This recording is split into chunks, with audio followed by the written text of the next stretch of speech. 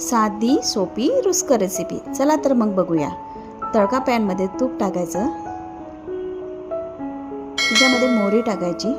मोहरी तडतडली की हिंग टाकायचा, कढीपत्ता, 2 छोट्या मिरच्या त्या ॲड करायच्या. दह्यामध्ये चिमूटभर थोडंसं मीठ टाकायचं. त्याच्यामध्ये 1 चमचा साखर टाकायची. ते चांगलं मिक्स करून घ्यायचं. भात घ्यायचा, भातामध्ये आलं टाकायचं आणि तुम्हाला जसं पातळ हवं त्याप्रमाणे दूध टाकायचं.